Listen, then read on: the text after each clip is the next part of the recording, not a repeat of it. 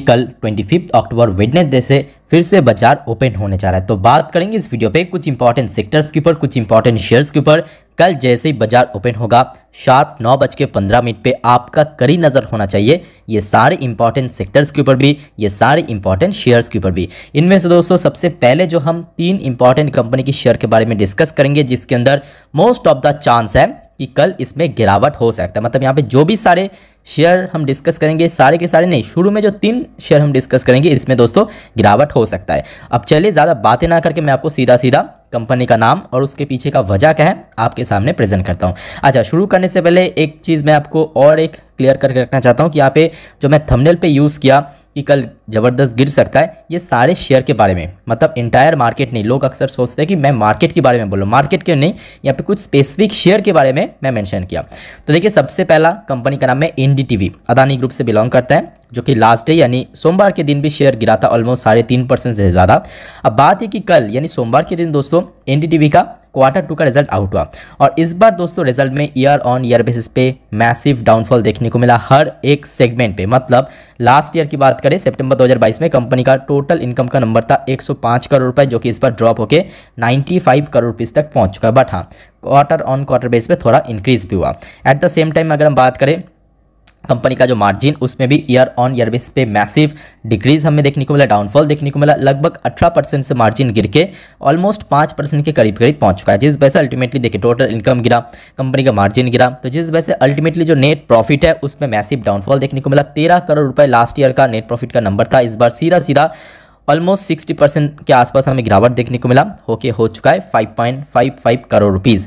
तो मे भी दोस्तों कल जो एनडीटीवी शेयर के अंदर गिरावट हो सकता है इस रीज़न के वजह से। नेक्स्ट शेयर है दोस्तों महिंद्रा लॉजिस्टिक। सेम चीज़ मैं बोलूँगा, कल यानी मंडे के दिन महिंद्रा लॉजिस्टिक का भी Q2 का नंबर आउट हुआ और इसके नंबर पे भी दोस्तों बहुत सारे सेगमेंट वाइज हमें करेक्शन देखने को मिला। सबसे पहले तो आप देख लीजिए, देखिए कंपनी टोटल इनकम के मामले में बहुत अच्छा परफॉर्म किया। चाहे हम ईयरली बात करें 1326 करोड़ से जंप होकर 1365 करोड़ पे पहुंच चुका। Even quarter on quarter basis पे भी काफी बढ़िया ग्रोथ देखने को मिला।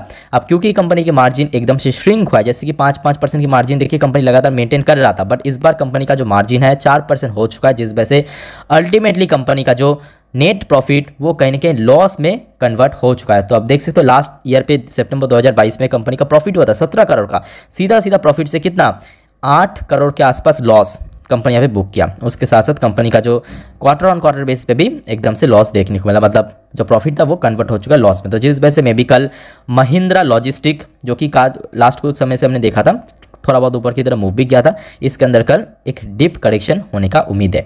नेक्स्ट है दोस्तों ऑरम प्रॉपटेक लिमिटेड के अंदर, तो ये शेयर भी हमने देखा लास्ट डे यानी मंडे के दिन लगभग 5% गिरा था। सेम चीज़ देखिए मंडे के दिन ही इसका रिजल्ट आउट होता बाजार क्लोज हो जाने के बाद, और उसका इंपैक्ट आपको कल वेडनेसडे के दिन बाजार ओपन होने के साथ साथ देखने को मिलेगा। तो सबसे पहली बात देखिए, कंपनी ऐसे नहीं कि हर एक सेगमेंट पे खराब परफॉर्म किया, नहीं, 28 करोड़ रेवेन्यू था, जंप किया 53 करोड़ पे पहुंच चुका है, अच्छी बात है। Even quarter on quarter base पे भी काफ़ी बढ़िया ग्रोथ देखने को मिला। अब क्योंकि कंपनी की मार्जिन दोस्तों एकदम से नेगेटिव हो चुका है, लगभग -14% के आसपास, तो अब देख सकते हो अल्टीमेटली कंपनी का जो नेट लॉस था वो काफ़ी वाइड हो चुका है। देखिए कंपनी लॉस मेकिंग कंपनी है, वो तो बहुत सारी कंपनी है, बड़े बड़े कंपनी भी है, ठीक है, पेटीएम जैसे कंपनी भी लॉस मेकिंग कंपनी है, बट बात यह है कि इसमें जो लॉस पहले था 11 करोड़ के आसपास, लास्ट क्वार्टर में भी 16 करोड़ के आसपास लॉस हुआ था, इस बार देखिए लॉस और ज़्यादा वाइड हो चुका है, बढ़ चुका है, 24 करोड़ हो चुका है। मतलब समझ सकते ईयर ऑन ईयर बेसिस पर दुगने से भी ज़्यादा लॉस हो चुका है, इंक्रीज हो चुका है। तो कहीं ना कहीं मुझे लगता है कि ये जो कंपनी है इसके अंदर भी गिरावट हो सकती है। तो ये जो पहले मैं आपको 3 कंपनी दिखा दिया, एक हो गया आपका ऑरम, दूसरा हो गया आपका यहाँ पे महिंद्रा लॉजिस्टिक, और तीसरा कंपनी था एनडीटीवी। तो ये तीनों कंपनी की शेयर में दोस्तों आपका नज़र सबसे ज़्यादा होना चाहिए, क्योंकि इसमें करेक्शन होने का पूरा चांस है, इवन शेयर क्रैश भी हो सकता है। अच्छा, नेक्स्ट शेयर दोस्तों हम बात करेंगे, इसमें कोई करेक्शन तो नहीं, गिरावट तो नहीं, बल्कि तेजी होने का चांस है, जिसका नाम है PNB housing finance limited. Last day देखिए भले ही शेयर 5% नीचे आके क्लोजिंग दिया था, बट कल दोस्तों यानी मंडे के दिन बाजार क्लोज हो जाने के बाद इसका भी रिजल्ट आउट हुआ था, और इसका रिजल्ट दोस्तों नेक्स्ट लेवल का था, आउटस्टैंडिंग कंपनी का परफॉर्मेंस था। चाहे हम बात करें टोटल इनकम में भी आप देख सकते हो कितना शानदार ग्रोथ मेंटेन किया। इवन कंपनी की जो अगर हम बात करें नेट प्रॉफिट, वहाँ पे भी काफ़ी शानदार कंपनी ग्रोथ रखा। जैसे कि देखिए कंपनी के लास्ट ईयर पे यानी सितंबर 2022 में नेट प्रॉफिट हुआ था 263 करोड़ रुपए, बढ़ के 384 करोड़ रुपए पहुंच चुका है। Even quarter on quarter basis पे भी बहुत शानदार परफॉर्मेंस देखने को मिला पीएनबी हाउसिंग फाइनेंस द्वारा।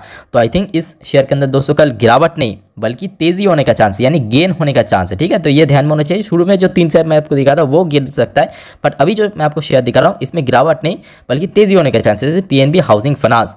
नेक्स्ट है दोस्तों एक्सिस बैंक लिमिटेड। अब सेम चीज़ मैं बोलूँगा, एक्सिस बैंक कल यानी 25 तारीख को, ध्यान से सुनना, कल 25 तारीख को एक्सिस बैंक का Q2 का रिजल्ट आउट होगा। तो इसके ऊपर अपडेट भी मैं आपको आज ही की तरह कल की एक और वीडियो में अपडेट दे दूंगा, तो इसके ऊपर भी आपका नजर होना चाहिए। ऑब्वियसली निफ्टी 50 की टॉप 10 वेटेज वाली शेयर में से है एक्सिस बैंक, तो जिस वजह से ये बहुत इंपॉर्टेंट होने जा रहा है। नेक्स्ट है दोस्तों एक छोटी सी कंपनी, बट कंपनी दोस्तों लास्ट 6 महीने की बात करें या ईयर टिल डेट की बात करें, बहुत अच्छा रिटर्न कमा के दिया। कंपनी का नाम है CMS इन्फो सिस्टम, कुछ टाइम पहले बाजार पे लिस्ट हुआ था, अच्छी कंपनी है, तो इसके ऊपर भी आपका नजर होना चाहिए। कल इसका भी दोस्तों 25 तारीख को रिजल्ट आउट होगा। नेक्स्ट है दोस्तों अब बात करेंगे कुछ ऐसे स्पेसिफिक सेक्टर, कुछ ऐसे स्पेसिफिक कंपनियां बोल सकते हो कि जो कि लास्ट डे यानी मंडे के दिन काफ़ी गिरावट हुआ था, जैसे कि रेलवे सेक्टर के अंदर, रेलवे सेक्टर में जैसे कि IRFC हो गया, आपका RVNL हो गया, आपका इरकॉन हो गया, आपके राइट्स लिमिटेड हो गया, आपकी IRCTC हो गया। ठीक है, तो ये सारे शेयर मैं आपको बोलूँगा। यहाँ पे मैं आपको दिखाया एक शेयर, बट यहाँ पे सारे शेयर मतलब जो एंटायर रेलवे स्टॉक्स है उसके ऊपर आपका खास तौर से नज़र होना चाहिए। ठीक है, बहुत सारे स्पेसिफिक रीजन की वजह से एक्चुअली गिरावट हुआ था, जैसे कि IRFC 6% गिर गया। ठीक है, ऐसे हमें RVNL के अंदर भी गिरावट देखने को मिला था, इरकॉन, राइट्स, रेलटेल, हर एक शेयर दोस्तों 6%, 5%, 7% के आसपास गिरा था, तो जिस वजह से इसके ऊपर आपका इक्वली नज़र होना चाहिए। नेक्स्ट सेक्टर की बात करें तो ऑब्वियसली डिफेंस सेक्टर में भी देखिए कल के डेट पर काफ़ी गिरावट हुआ था, चाहे बजगांव डॉक की बात करें, HL की बात करें, आपकी डेटा पैटर्न्स की बात करें, या हम बात करें BDL जैसी कंपनी के अंदर भी काफ़ी गिरावट हुआ था। तो एंटायर जो रेलवेज के साथ साथ आपकी एंटायर जो डिफेंस स्टॉक्स है जो कि लास्ट डे मंडे के दिन गिरा था, इसको भी आपका इक्वली नज़र होना चाहिए। नेक्स्ट है दोस्तों मैं लिस्ट में और एक सरकारी कंपनी राष्ट्रीय chemical and fertiliser limited, last day 10% जो कि नीचे आके क्लोजिंग था। अब देखिए इसके पीछे एकदम रीज़न क्लियर है कि कुछ दिन पहले मैं आपको शेयर भी किया था न्यूज़, याद करके देखिए कि एक सीनियर गवर्नमेंट ऑफिशियल की तरफ से OFS का हिंट भी मिला था। राष्ट्रीय केमिकल हो गया, मजगांव डॉक हो गया, IRFC हो गया, ये सारे शेयर के ऊपर, तो कहीं ना कहीं उस वजह से भी एक तो मार्केट का सेंटीमेंट ट्रिगर हुआ था मंडे के दिन, उसके साथ साथ वो सारे न्यूज़ के कारण भी हमने देखा शेयर में कहीं ना कहीं गिरावट देखने को मिला था। नेक्स्ट शेयर दोस्तों वेदांता लिमिटेड। अब देखिए वेदांता का कुछ अलग ही यहाँ पे चक्कर चल रहा है, मतलब मार्केट से हट के, एक तो मार्केट का सेंटीमेंट है, उसके साथ साथ वेदांता के इंटरनल बहुत इशू है। अब देखिए डेट, कंपनी के रिजर्व, डी मर्जर, इसको पता हम बहुत डिस्कस कर चुका। बात है कि आज से लगभग कुछ महीने पहले दोस्तों आपको याद होगा वेदांता ने एक new CFO, chief financial officer को हायर किया था, अपॉइंट किया था, और हाल ही में खबर सुनने को आ रहा है वो जो चीफ फाइनेंशियल ऑफिसर लगभग 1-1.5 महीने बाद रिजाइन दे दिया। मतलब कंपनी के इंटरनल दोस्तों बहुत ज़्यादा कुछ गलत है, जिस वजह से रिजाइन दे दिया।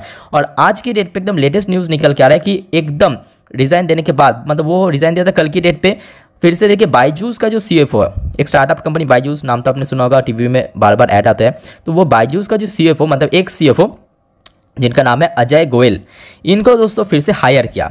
ठीक है, वेदांता ने। अब देखना ही होगा कि मार्केट इस चेंजेस को कैसे एक्सेप्ट करते हैं, तो जिस वजह से कल मैं बोलूँगा वेदांता की शेयर के ऊपर भी आपका नज़र होना बहुत ज़्यादा ज़रूरी है। नेक्स्ट है दोस्तों ना केवल इन्फोसिस लिमिटेड बल्कि एंटायर जो IT सेक्टर्स है उसके ऊपर भी आपको नज़र रखने के लिए रिकमेंड करूँगा। खास तौर से मैं सबको यहाँ पे बोलूँगा आज रात की जो 10:30 की वीडियो है वो जरूर देखना, ताकि आपको एक एस्टिमेट मिल जाएगा कि कल IT स्टॉक्स कैसा मूव कर सकता है, खास करके Infosys limited ADR version, Wipro limited ADR version को चेकआउट करने के बाद। तो आज रात की 10:30 की वीडियो जरूर देखना, और उसके साथ साथ चैनल को सब्सक्राइब करके पास में बेल आइकन को जरूर क्लिक करना। ठीक है, अच्छा नेक्स्ट इंपॉर्टेंट है आपके PNB हाउसिंग फाइनेंस। यहाँ पे मैं आपको दिखा दिया, एक्चुअली यहाँ पे मैं थोड़ा बहुत यहाँ पे गलत यहाँ पे देखा था, मैं आपको लिखा रहा हूँ यहाँ पे BOB, बैंक ऑफ बड़ौदा सहित उसके साथ साथ पंजाब नेशनल बैंक हो गया, जितने भी PSU बैंक्स हैं, सीधी सी बात है PSU बैंक्स, मैं आपको एक बार लिख के देता हूँ, PSU बैंक्स है, PSU बैंक्स के ऊपर आपका नज़र होना चाहिए, क्योंकि last day normal private sector bank में तो गिरावट हुआ था, बट PSU बैंक्स में खास तौर से उतने भी ज़्यादा गिरावट हमें देखने को मिला था। लास्टली मैं बोलूँगा फाइनली रिलायंस इंडस्ट्री, जो कि ऑलमोस्ट 60% टाइम फ्लैट चल रहा था, बट लास्ट के समय एकदम से मार्केट के इंपैक्ट देखने को मिला और बहुत सारे इंपॉर्टेंट लेवल्स को ब्रेक करते हुए जो कि रिलायंस इंडस्ट्री का शेयर नीचे आके क्लोजिंग रहा। और उसके साथ साथ जो निफ्टी 50 की ध्यान से सुनना, निफ्टी 50 में मौजूद जो टॉप 10 वेटेज वाली कंपनी है, जैसे कि रिलायंस हो गया, HDFC बैंक होगा, ICICI bank, Infosys, TCS, Larsen and Toubro, ITC limited, axis bank, Kotak Mahindra, ये सारे शेयर के ऊपर भी दोस्तों